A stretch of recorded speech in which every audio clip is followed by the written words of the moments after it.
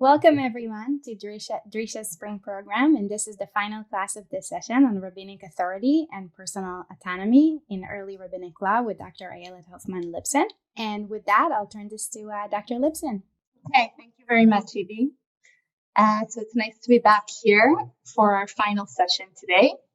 And we've looked so far at two subjects in two different sessions. In the first session, we talked about a patient eating on Yom Kippur and who gets to make that decision, whether it's doctors or the patient, him or herself. And last week we talked about questions of gender, right? And how much the question of gender influences this question of rabbinic authority versus personal autonomy. And we looked at a few different cases to see how the gender question does make a difference, and how we can look at it through the eyes of gender, and that the rabbis are struggling with asserting their authority over women specifically. And then we also looked at parallel sources about men and saw how the same dynamic plays out there. And therefore, we have to ask the question of whether this is really about gender or about bodies. Okay. Today, we're going to be continuing this perspective in a sense, because we'll be looking at the question of divorce. And we'll be focusing here really on the question of a woman's autonomy over her body, over her choices, over her life in general. And we'll be thinking about this. We'll be thinking about the woman's autonomy in two prisms, okay? Because I think that this is a case that needs to be considered in the broader question of this course at large, which is about rabbinic authority versus personal autonomy. But it's also a question about the woman's autonomy in her relationship with her husband. Okay, who gets to decide whether to end a marriage, and what are the grounds for that? And we all know that there's a basic asymmetry between men and women with regards to this question in halakhah, and we'll get into this a little bit more. But the reason that I do see this as part of the question that we're discussing in this course more broadly is that we'll see that there are also certain ways in which the legal system and the rabbinic authorities support certain decisions within this within the relationship between a husband and wife. Okay, so in order to understand a little bit about the system of divorce in general, what we're going to be doing in this class is first looking at early rabbinic sources, okay, and trying to look at sources particularly from the Mishnah in order to construct what the early rabbis, the Tanaim, what did they understand to be valid grounds for a couple to end their marriage for, okay?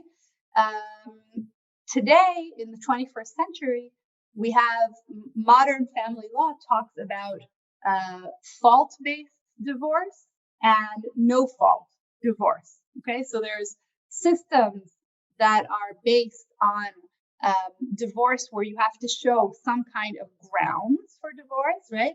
And in more liberal countries in the Anglo-American tradition, then since the 1960s, there's developed an idea of divorce that's basically no fault, meaning a couple doesn't have to show that, point a finger at the other person and say they did this, they did that, they were adulterous, my spouse beat me, but rather they can just say, okay, we don't want to, we just want to put an end to this marriage, okay?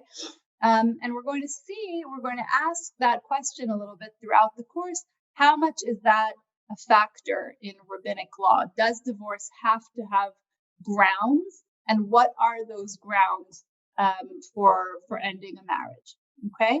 So we'll begin by looking at the sources in Tanaitic law in order to establish the picture as we see it in these foundational texts. And then we'll see that there are sources from both the Palestinian and the Babylonian Talmud that push back against this picture to some extent.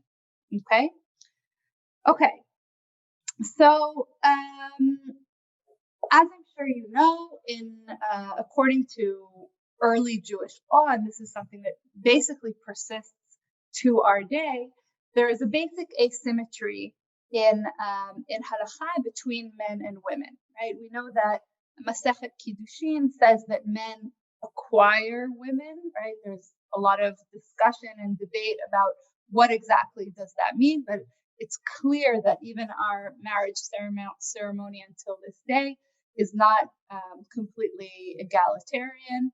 And similarly, also for ending the marriage, only men have the power to effect the divorce. Okay, so even if we're talking about certain instances in which a woman can demand a divorce, and basically the early sources are saying in these cases a woman can initiate divorce and that should be a valid divorce. Still, in order to actually end the marriage, the husband has to grant the writ of divorce to the wife, and it has to be out of his free will. Okay, so that's something important to remember as we look at all these sources, that there's a basic asymmetry to the whole system of marriage as we start off. Okay, now as we see in various mishnayot throughout Masechet, especially Masechet Ketubot, but also in Masechet Gittin, a husband could divorce a wife for specific grounds when the wife was considered to be doing something wrong. And that would mean that a husband could divorce the wife without compensating her. Okay, so for instance, if the wife behaves immodestly, or if the wife fails to tithe the food that the husband needs to eat, or if she doesn't observe family purity laws. Okay, these are all given as reasons for a husband to say, the wife is not upholding her end of the bargain in the marriage, and therefore I can end this marriage, and I don't have to compensate her with whatever is written in the marriage contract in the ketubah. Okay. We'll also see that the Mishnah gives a lot of space to discussing blemishes, okay, and talks about both blemishes that are found on the husband's body or on the wife's body, and debates, if these were blemishes that had already been on the body before the marriage or if they only developed after the marriage. Okay, so we can see here. Okay, let's look at here at Mishnah Gittin. Okay, Mishnah Gittin, we find here a debate between two ancient positions, basically. Okay, Bet Shammai are actually reflecting a position that we find even in earlier sources, such as Qumran, and also possibly what we see Jews believing and upholding also in the New Testament. Okay, Bet Shammai אומרים לא יגרש אדם את אשתו אלא אם כן מצא בה דבר ערווה. So the school of Shammai says a man should not divorce his wife unless he found in her something offensive. שנאמר כי מצא בה ערוות דבר. As it says, because he found something indecent, ערווה. Okay. So Bet Shammai are actually reflecting here an idea that basically divorce is a very, very extreme thing to do. When a couple marries, okay, basically they are supposed to stay married forever.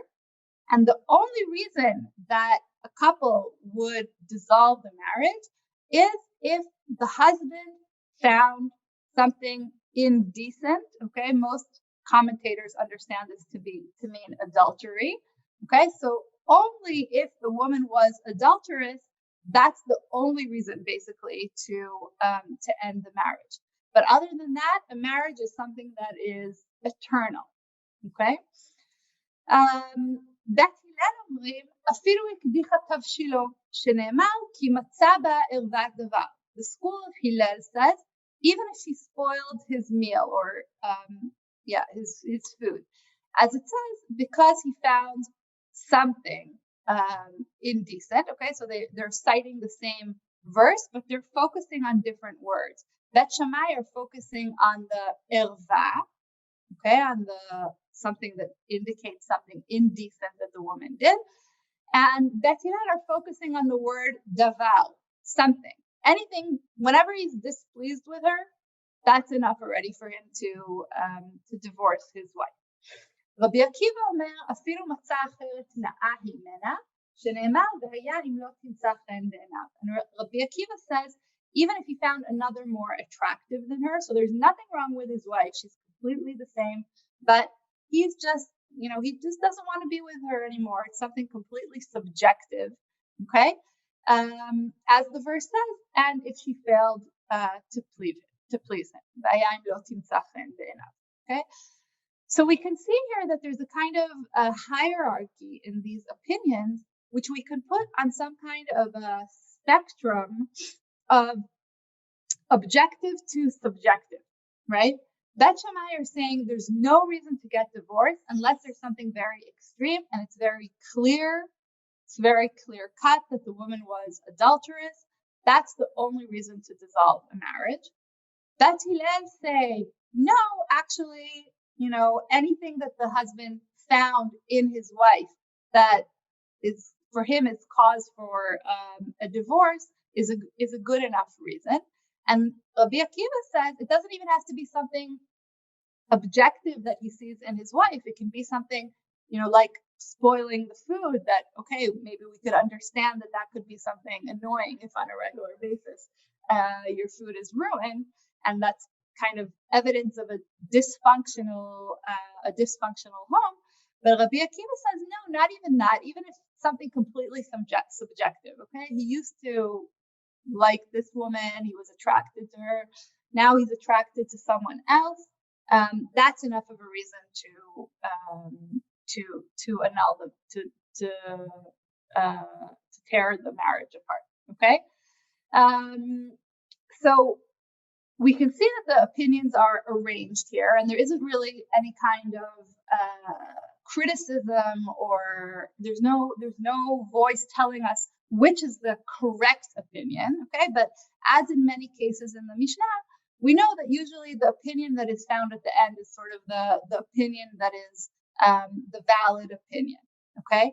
So the Mishnah is basically arranged already to tell us that Rabbi Akiva's position is really the opinion that's upheld in the end of the day, and that's what we see in most other Tannaitic sources, that a husband doesn't need to have a specific reason. Okay? He doesn't need to point at a specific grounds for the divorce.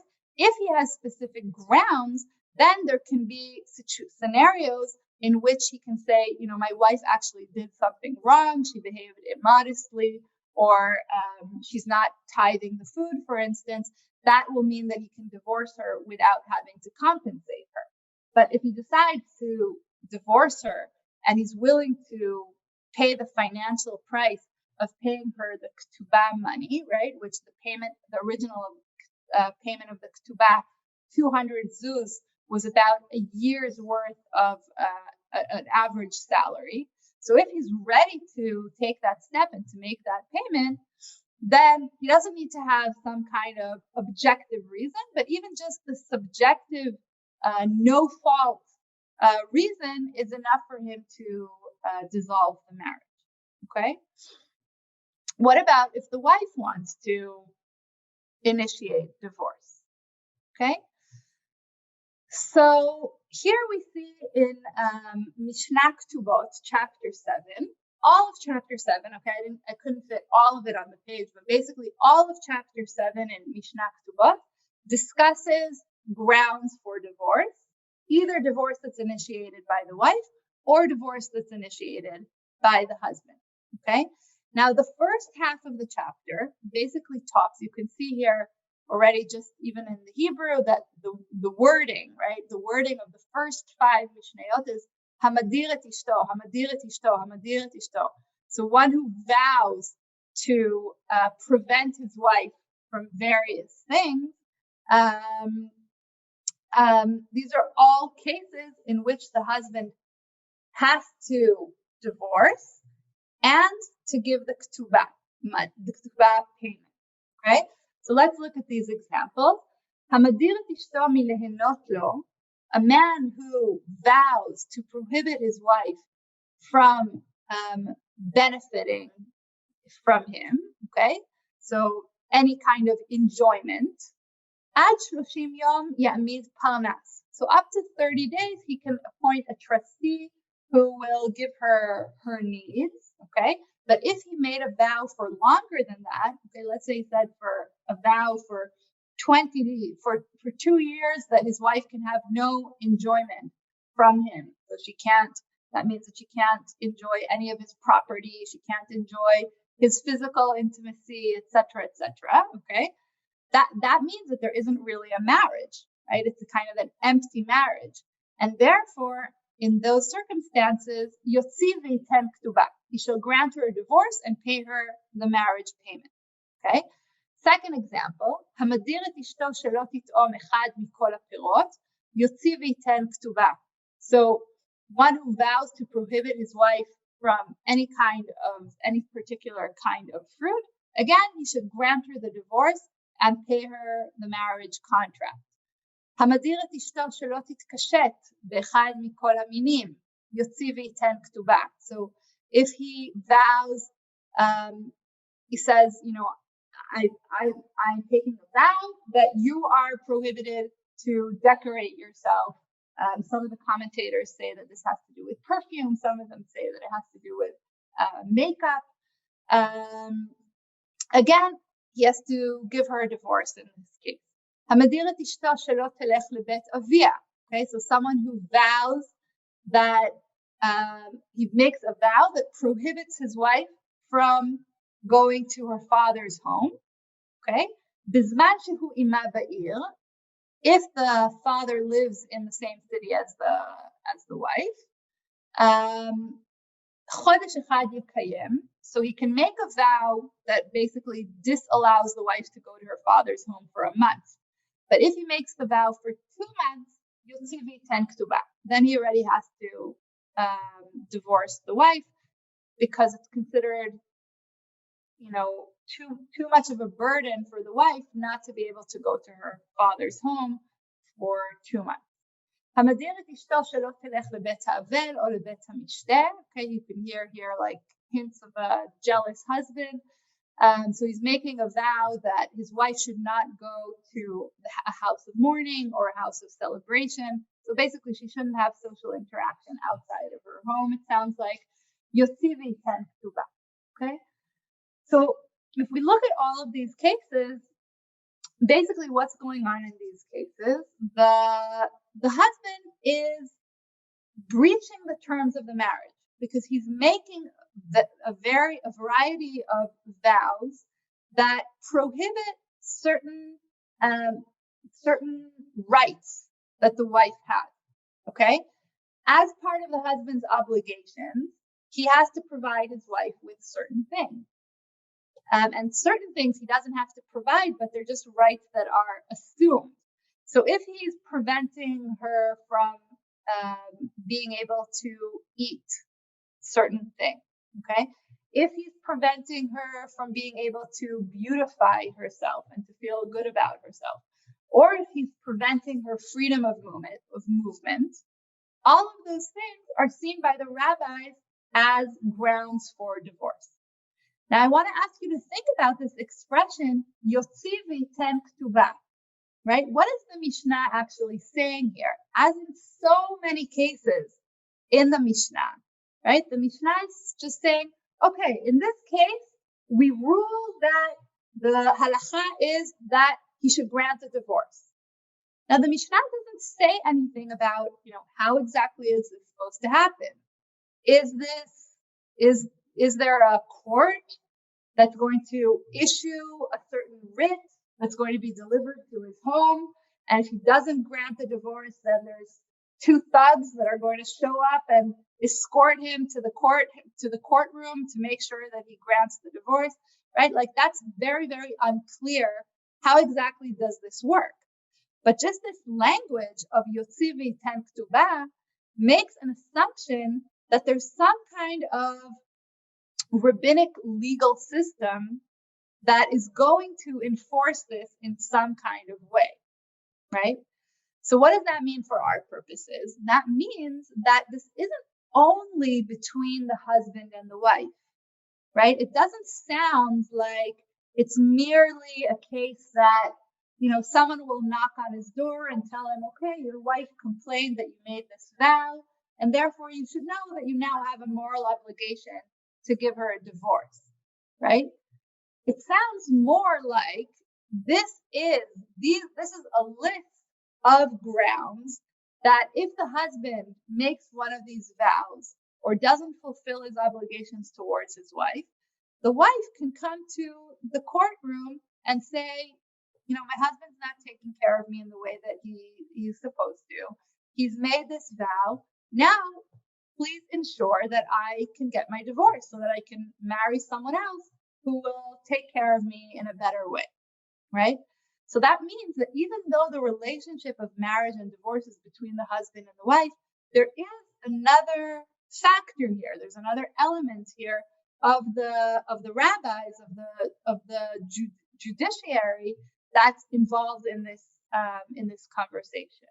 Okay, and now I'm going to skip over Mishnayot 6 through 9, but in Mishnah 10 we see that there's a distinction between the first Mishnayot, which just say, okay, there are certain grounds that are valid grounds and the woman can demand her divorce, to other grounds where the Beit Din basically is saying, in these cases, we will coerce a divorce.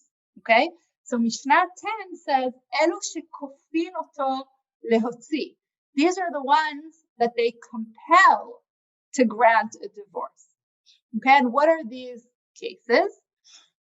Mukeshchin ubal polifus והמקמץ והמצרף נחושת והבורסי בין שהיו בם עד שלא נישאו ובין משנישאו נולדו. So these are all cases of people who have something that is repulsive about them.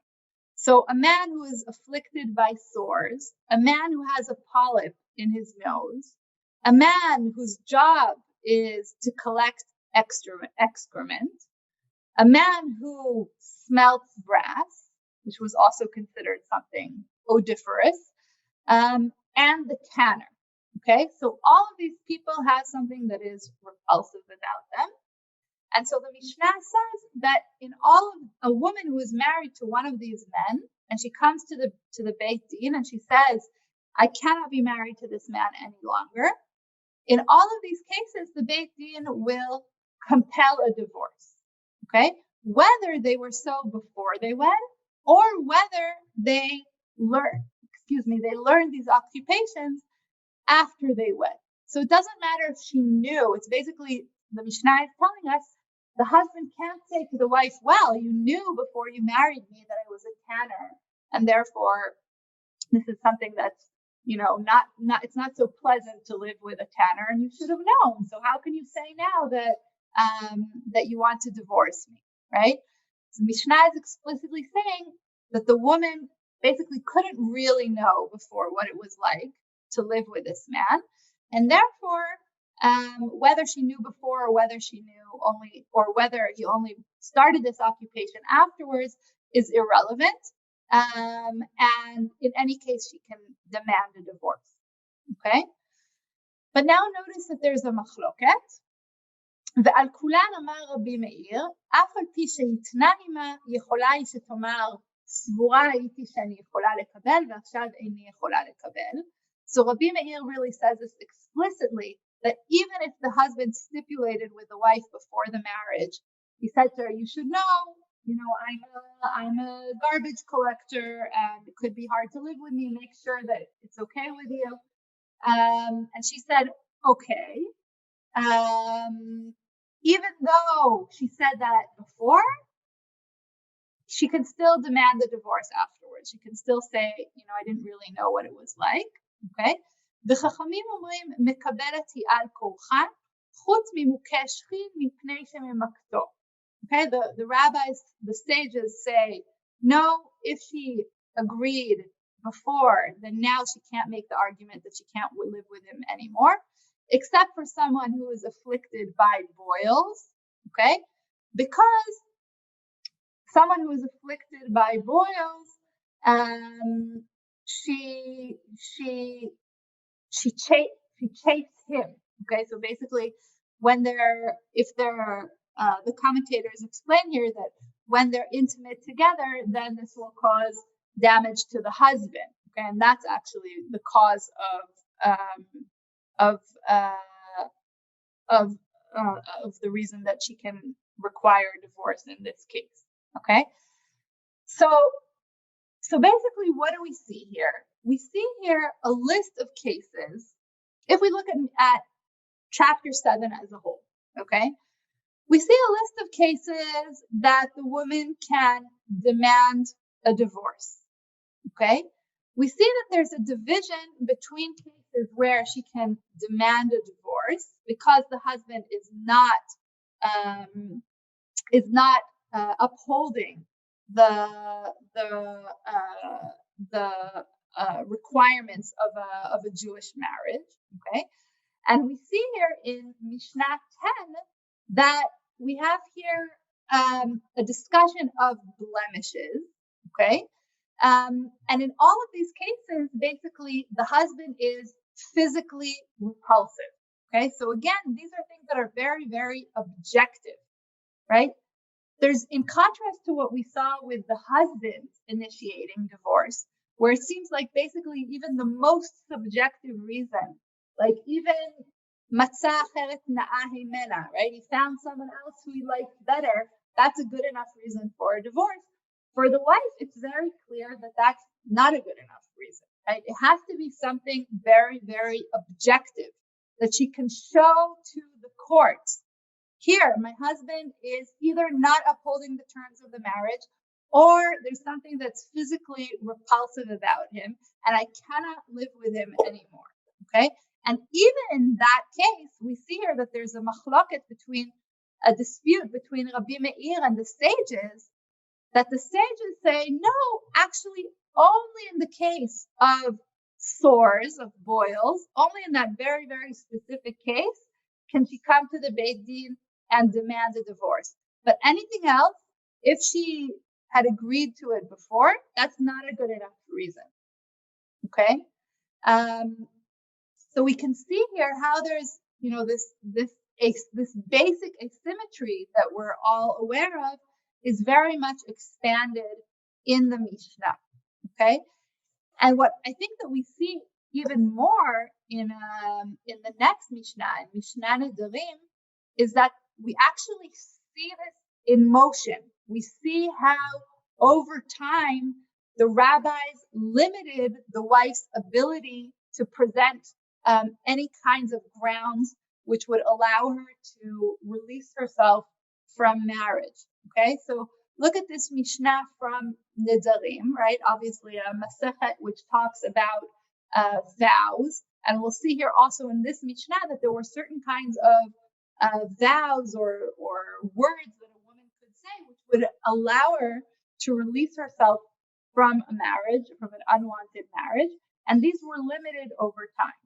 Okay, so the Mishnah says, "Barishona hayu omrim, shalosh nashim yotzot v'noflot ktuba."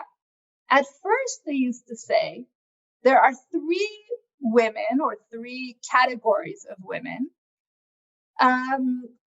who can go out and take their dower, meaning they can leave the marriage without losing their ketubah payment. Okay, even though they're the ones who are initiating the divorce. So who are these 3 categories?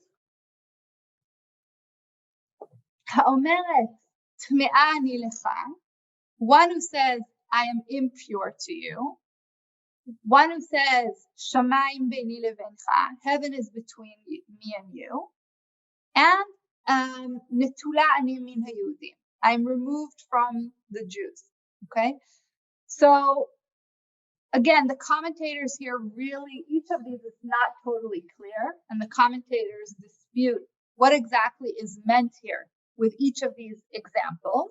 Okay, but basically these either seem to be vows that the woman is making, or some kind of other indication that she can no longer be intimate with her husband. Okay, so I am impure to you. Most of the commentators understand that to mean that she's been adulterous. So she's saying, I've been adulterous. Okay, she's reporting. And then if a woman, according to halakhah, if a woman is being adulterous, then she can no longer return to her first husband. Okay, in later halakhah, basically this is kind of invalidated because in most cases we basically say we don't really listen to the wife because we want to preserve the marriage. So even if the wife says I was adulterous, we say rov bi lo sachar ba'al. Most of the sexual interactions are actually the husband's, and that's important for what happens to the child who's born in that case. Okay, but here, if she says I was adulterous, that could be grounds for a divorce. Okay, or if she says shamayim beini levencha, okay, which some of the commentators understand to mean that she's taking a vow, right? The language of heaven is between me and you. She's basically taking a vow that she's never going to be intimate with her husband again. Other commentators understand this to mean that she's saying only heaven knows what is happening between me and you, and that she's actually saying that her husband is impotent. Okay, and that's why she's demanding a divorce. Okay, or netula ani min hayudim, that's clearly a vow that she's saying I'm taking a vow that I will not be intimate with any Jew.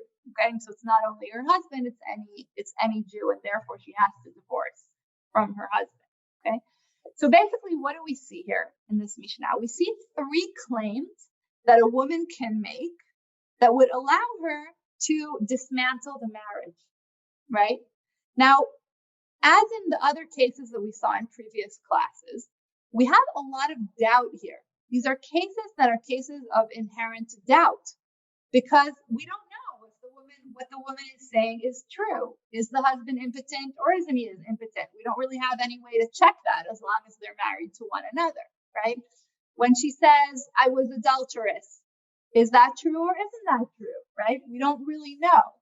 What we do know is that in each of these claims, the woman is going to pay a heavy price for claiming them, right? And therefore, we can make an assumption that she wouldn't make these claims unless there was a good reason. So either they're true, or she's in such a bad situation in her marriage that she's willing to make this claim in order to release herself from the marriage. She's willing to even say, I was adulterous, even if she wasn't, in order to be able to exit the marriage, right? So what we can see here is, in addition to the objective grounds for divorce that we saw in Mishnah Ketubot chapter 7, we see here another few different claims that the wife can make in order to exempt herself from the marriage, right? But the Mishnah doesn't end here. The Mishnah, anytime the Mishnah starts with Barishona Yomrim, we know it's going to have a continuation, right? So the Mishnah says, Chazru lomar, they retracted and said, Shelo tehei isha notenet einea be'acher u'mekalkelet al ba'ala. We don't want to create a situation where a woman can cast her eyes on another man and be disloyal to her husband, and then she'll bring one of these claims and the husband will have to divorce her, right? So we're kind of creating an out for her, and maybe it will actually be used only by women who are being adulterous, and they'll be able to exit the marriage and still receive their ketubah. So they're not really paying any price for their adultery, right? Like maybe there's social disdain, but there's no concrete price that they're paying. So that's why the Mishnah retracted, the Chachamim retracted, and they said, "Ela ha'omeret me'ani lecha tavi re'aya ledvareha. Shamayim beni levencha yasu derech bakasha. נטולה אני מן היהודים יפר חלקו ותהא משמשתו ותהא נטולה מן היהודים." So they found solutions for each of these cases, and they said, a woman who says I'm impure to you shall bring evidence for her words. A woman who said heaven is between me and you, they shall make a supplication. Yasu derech bakasha. This is why some of the commentators explain this to mean that the husband is impotent. So basically, they should pray that he won't be impotent. Okay. Netulani mino Yehudim. If she vowed that she'll be removed from all the Jews, okay, so he can also basically annul his share. He'll say, okay, I'm also not going to be part of the Jewish nation anymore, and they'll be able to continue their marriage. So she'll know that it's not worth it to make that vow, because she's not going to be rid of her husband, and she won't be part of the Jewish community anymore. So she'll be paying a significant price. Okay. So what do we see here in this Mishnah? We actually see in progress the rabbis limiting the wife's ability to use some kind of claim in order to be able to extract herself from the marriage, right? So basically, if we summarize everything that we've seen in the Tannaitic sources, so we see that the husband has basically complete carte blanche to be able to say, I actually prefer this other woman, therefore I want to divorce my wife. He'll have to pay her a ketubah in that case. If he finds certain things that the wife did wrong, like she went out immodestly, or she didn't prepare the food in the proper way, or she didn't observe family purity, then he can divorce. That's divorce with grounds. So he can divorce her, and he won't have to pay her the ketubah payment. Okay. On the other hand, the wife, there's a certain list of grounds that she can say, I want my husband to divorce me because he's limiting my freedom, because he's not providing for me in the way that he's supposed to. Okay, and in all of those instances, the husband has to divorce and to pay the ketubah payment. Okay, and we saw that there's also certain cases in which the Mishnah says that kofin, right, that they coerce him, even if he's not ready to grant the divorce. The Beit Din is going to intervene and going to force the husband to give a divorce in these cases.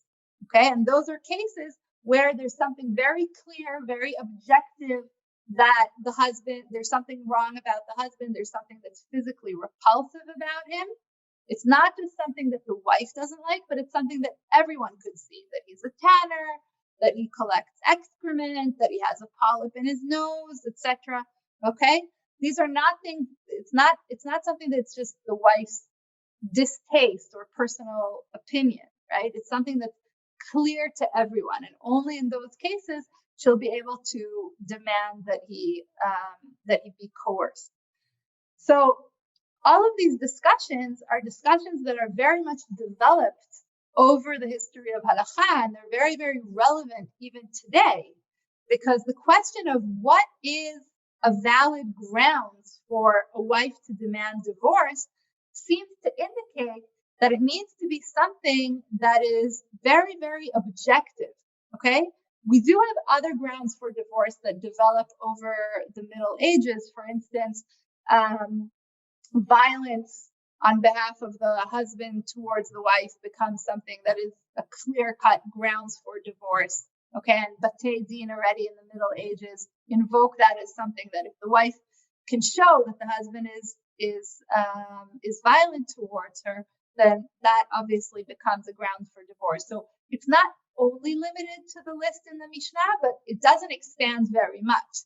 And even when it does expand, it has to be something that's very objective. It's not that a wife can, basically, according to the Tannaitic worldview, and basically this is something that carries over for much of Jewish law, a woman can't just say, oh, I just prefer this other guy, and therefore I want my divorce. Okay, that's not considered a valid grounds, especially according to the Tannaitic worldview. But that's something that more or less continues. Okay.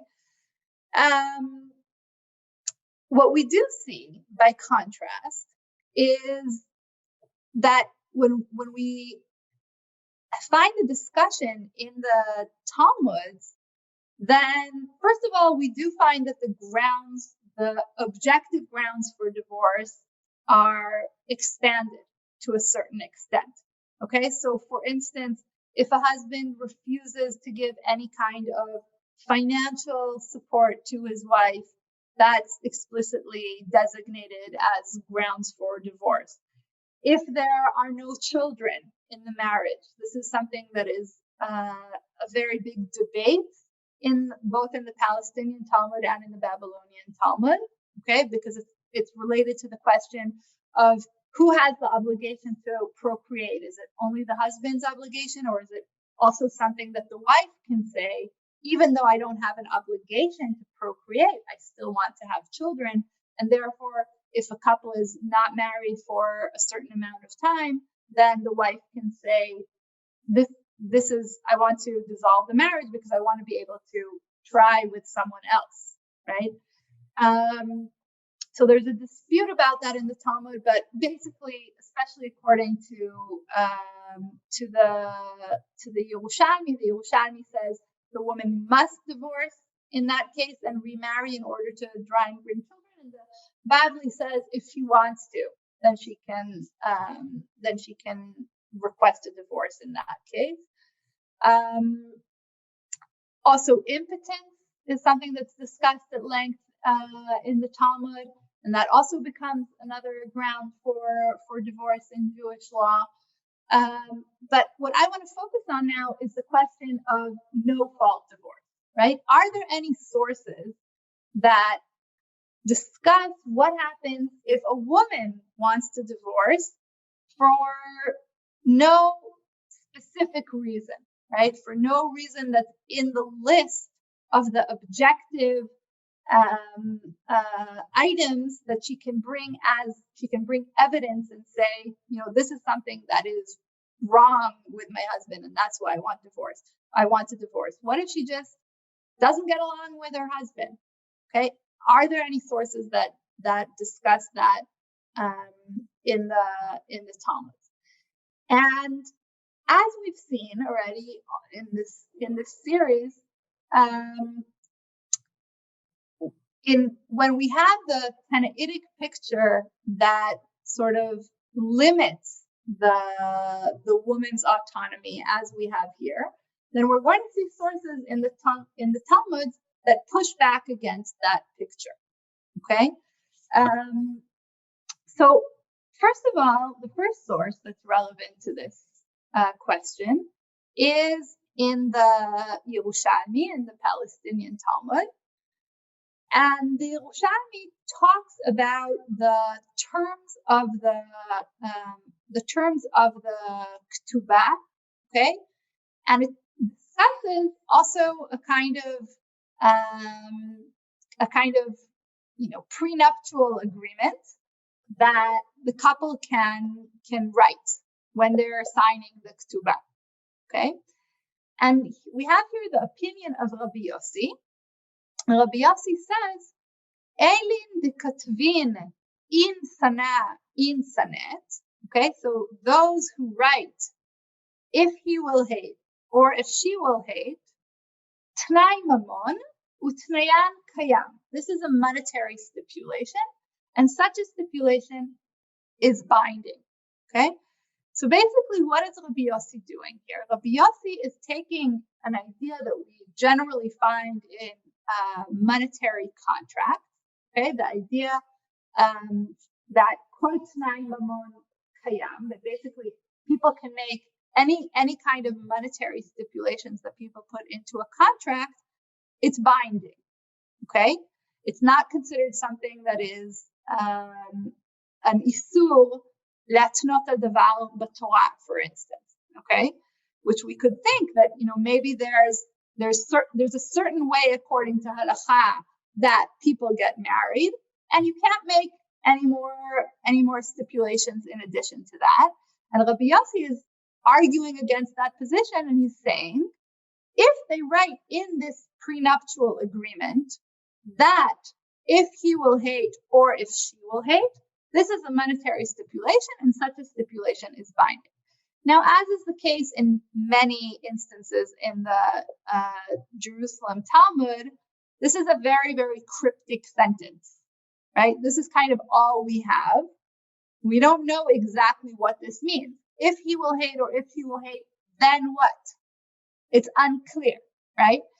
But based on some very, very early ketubot that were found both in really, really ancient papyri and also slightly later ketubot that were found in the Genizah, some scholars have argued that we need to understand this sentence to mean that if they write, if he will hate or if she will hate, then the marriage will be dissolved and the woman will get the ketubah payment.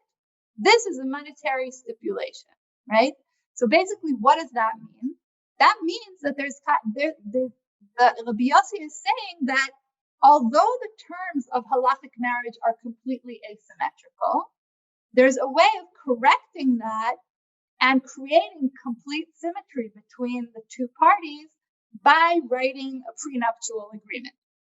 Okay? If they write this kind of prenuptial agreement, then they can either write, if he will hate her, they'll divorce, or they can write, if she will hate him, they'll divorce, or they can write both of them, whether he hates her or whether she hates him. This is a monetary stipulation, and therefore they'll be able to divorce, and the husband will have to grant the wife the ketubah payment as well.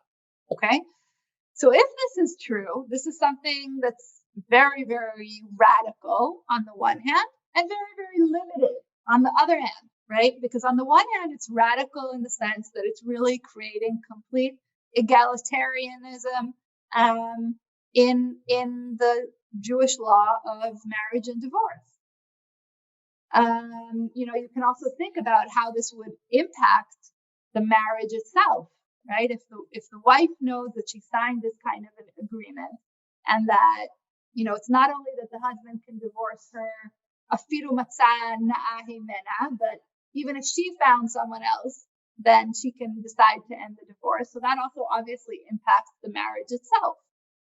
On the other hand, what happens to those who didn't write this kind of prenup, right? It's not that Rabbi Yossi is saying, okay, from now on, this should be written into the ketubah and everyone should say this.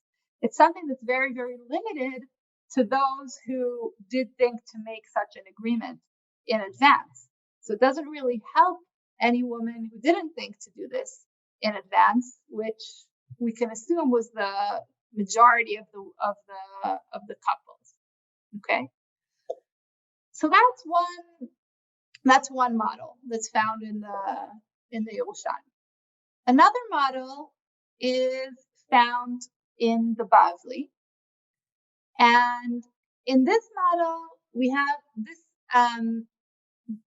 this passage is discussing Mishnah, which I didn't put on the source sheet. So 1 second, we'll just stop this share a second and we'll look at it. Let me share this. Okay, so the Mishnah in Masechet Ketubot chapter 5 talks about a woman who is a rebellious woman. Hamoredet al ba'ala.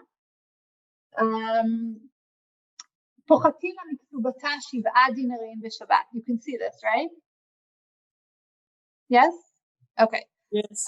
So a woman who rebels against her husband, her marriage contract is reduced by 7 dinarim each week.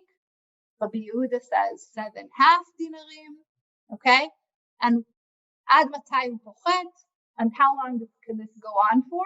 Until the entire sum of her marriage contract has been annulled. Okay.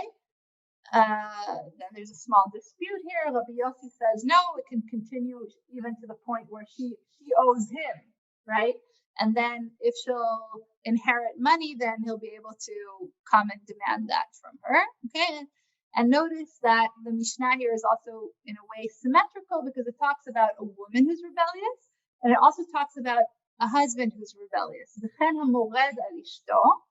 Okay, one who rebels against his wife. מוסיפים לה על כתובתה 3 דינרים בשבת, רבי יהודה אומר 3 טרפקים. Okay, so they add to her ketubah every week a certain amount of money. Okay, so it's not totally clear what this source is talking about. What does this mean exactly? A woman who is rebellious and a man who is rebellious. Okay. Most of the interpretations, both later but also in the time of the Talmud, assume that this is talking about not fulfilling conjugal duties towards one another. Okay, so a husband or a wife who refuse to perform kind of the most basic obligation of marriage. Okay. But we also have a brief part of the Talmudic sugya on this source, where the sugya actually asks, wait a minute, what exactly is the moedet? Hey chidam moedet. What exactly are the circumstances of the rebellious woman, of the moedet? Okay, and now we have a dispute between a Meimal and Melzutra. A Meimal said, that she says, that the wife says, I desire my husband and I torment him. But if she said he is repulsive to me, we do not compel her. So what is a Meimal basically saying? A Meimal is saying, okay, the case that the Mishnah is talking about, where we find the woman very significantly, is a case where she says, I want to still be married to my husband, but I'm intentionally tormenting him. Okay? But the moredet, the rebellious woman, is not the case of her saying he's repulsive to me. If she says he's repulsive to me, we do not compel her. Okay? So now the question is, what exactly does this mean? Mais alai. Is this only talking about cases that are similar to the cases that we saw in the Mishnah? That there's something very objective that's repulsive about him, and that's why she can make the argument that she wants to be divorced from him?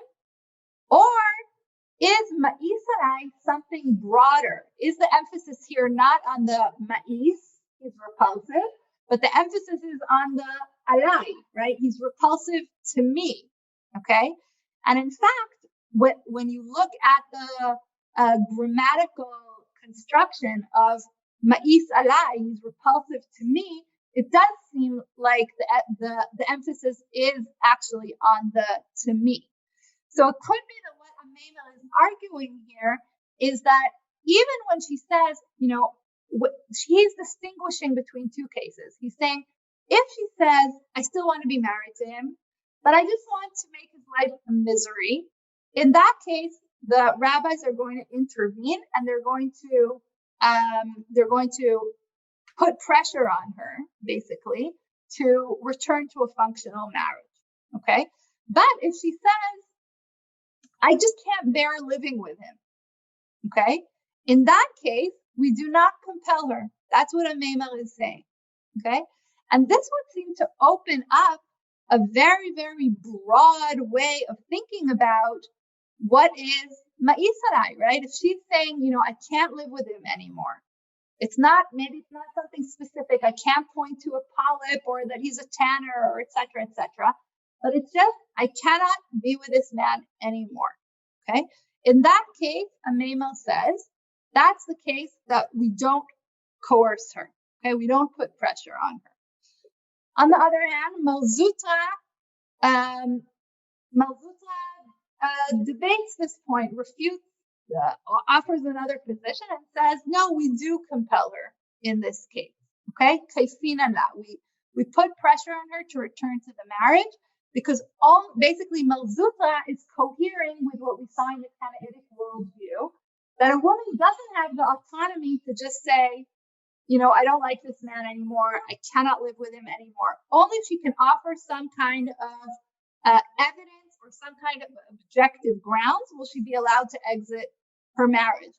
But if it's just, this is about me, I just can't be with him anymore. No, that's not enough. Okay. Now, what's interesting is that the sugya doesn't end here. We have a short, very, very short story.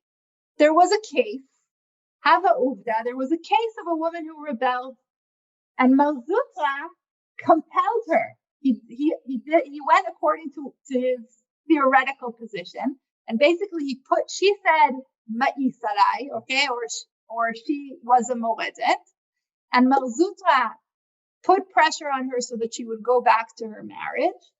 And then the sugya says, and a very great sage was conceived as a result. Rabbi Hanina ben Sura came out of this union, okay? But then the sugya, so that would seem to indicate, yes, a woman should be compelled to return to her marriage, and we don't want to allow her the autonomy of being a rebellious woman and being able to just exit the marriage just because she feels like it, okay? But then there's a little appendix, and the sugya says, Velohi hatam siyata dishmaya. But it was not so. There it was with the help of heaven, okay? So there was some kind of special hashgacha that allowed for Rabbi Hanina of Sura to come out of this marriage. But this last small line in the sugya seems to be saying, just so you know, in most marriages, it's not going to work out that well, right? If a woman really doesn't want to be in the marriage, you can't force her. It's not going to end well. It's not going to end with a Talmid Chacham coming out of this union. So the sugya doesn't really end on a completely conclusive note. It does open up the idea that a woman should have the autonomy to just say mais alai, right? I can't stand him. He's repulsive to me. And in that sense, we can see this as pushback against the Tanaitic worldview and an opening up of grounds for the woman, of her being able to basically exit a divorce without pointing at a certain specific fault in the husband. But it's not completely conclusive. And we see here how along the whole discussion, from the earliest Tanaitic sources to the latest Babylonian sources, we see how this is ultimately not only a conversation between the husband and the wife, even though they're the two parties who make the marriage and they're the parties who dissolve the marriage. Throughout this whole discussion, we have this question of how much are the rabbis involved? How much are they going to compel the husband or compel the wife to do something? And so even though these are very, very intimate and personal questions, we have the rabbinic authorities involved as part of these, as part of the question about how much autonomy to give a woman in determining whether to end her marriage or not. Okay, I kind of took the full hour, which I really didn't think would happen, but I'd be happy to hear if you have comments or questions at this point. Would you like me to read some of the questions and comments from the chat, or are you receiving? Sure. Okay. Sure. Let me go back and see, or if anyone I can do that as well. Okay. So. Okay. If anyone commented in the chat, they can also unmute now and ask some questions verbally. Okay. I wish you would have asked these questions toch kedei instead of me just talking to myself. So some of these were kind of local questions. How do Mishnah Gittin and Nidarim relate to each other? Seem to have completely different lists for reasons for a woman getting divorced, right? So I think basically like the Mishnah in, not in Gittin, but in Ketubot, is giving the formal list of, these are the grounds that a woman can invoke. And then the Mishnah in Nidarim, because it's talking about a context of Nidarim, so it's talking about a much more specific scenario of a woman making specific vows in which would the ramifications of those vows would be that she would be allowed to exit the marriage, but it's not really like formal grounds for divorce, and certainly it's not something you would want to put in a list of formal grounds because you wouldn't want to give the woman an idea of making these claims. So it's more a de'avad situation of if she made this claim, this is how we deal with it. Okay. And Chaya has a question, right, Chaya? Yeah, thank you. Go ahead. I was wondering in the Mishnah before. Oh, sorry. Why do you think the woman, the wayward woman, would owe more money than the rebellious to his wife, considering that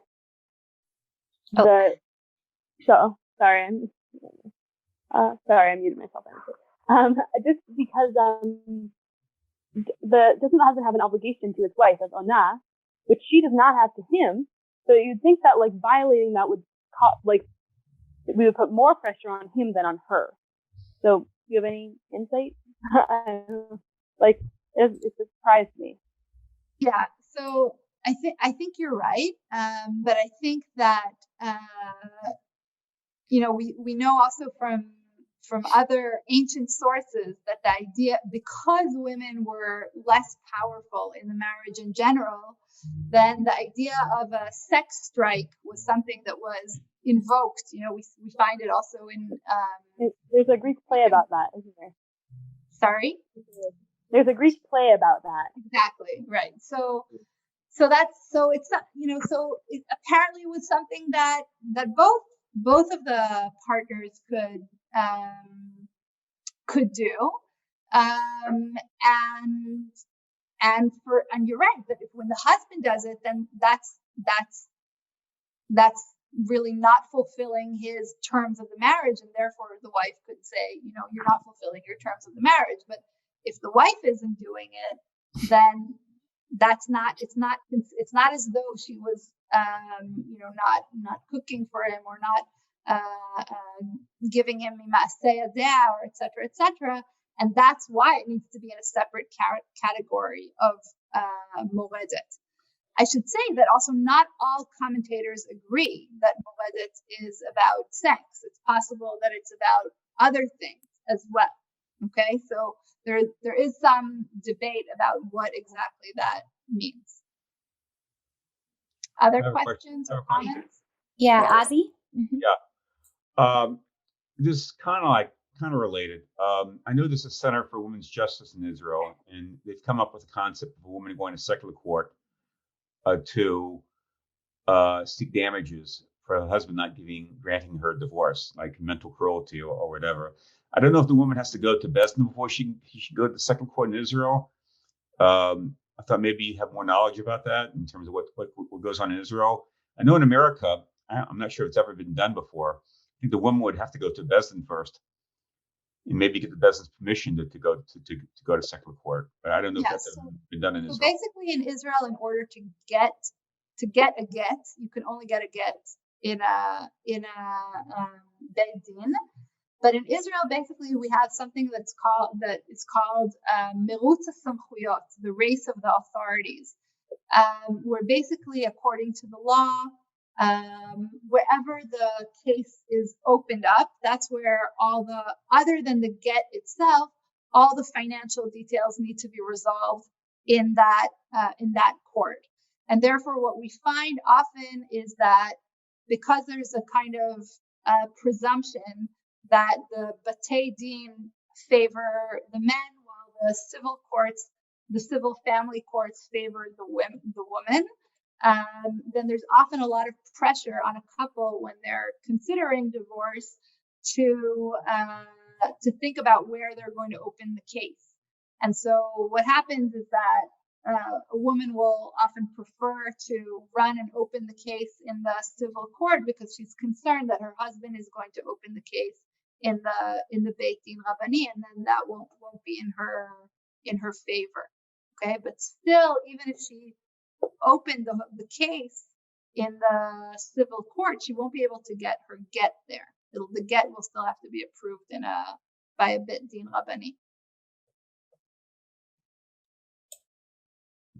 But again, that's maybe the clearest case where we see, how much there's still, even though Jewish marriage is created just by a husband, a wife, and two edim, and divorce also basically it doesn't require a very specialized Beit Din to dissolve a marriage, and yet because of these dynamics, because of the asymmetry, and because of these questions of what are the grounds, what aren't the grounds, then the Beit Din and the authority of the rabbis is very, very much involved in these personal questions. And as I'm sure you know, the ideas of the specific Beit Din about what should provide grounds, what is the ideal marriage, and what are grounds for divorce on behalf of a husband, on behalf of a wife,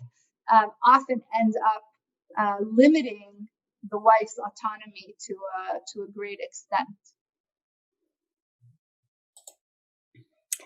Thank you so much, Dr. Libson, for this interesting series. And thank you everyone who joined us on Zoom, on Drisha Live, and on Facebook. We continue our spring program this Sunday at 10 a.m. with the fourth class of the series, Your Name Shall Be Great, the Abraham Narrative, with Rabbi David Silver. We also have two classes on Sunday evening. They're freestanding classes, just one time. This is for our pre-Purim Yom Yun. The first one is at 7:30 p.m. and it's a class with Rabbinit Leah Sarna. It's called The Hand in the Hiddenness. And the second one, immediately after at 8:30 p.m., is a class with Rabbi David Silver again on searching for God in Megillat Esther. So I hope to see you there. In addition, we always have many more classes happening. You can find the schedule and all the information and the registration links on our website at www.drisha.org/classes. And you can watch all classes live on www.drisha.org/live. Thank you again, Dr. Libson. And thanks again to everyone who attended. And we really hope to see you soon at one of our upcoming classes here at Drisha.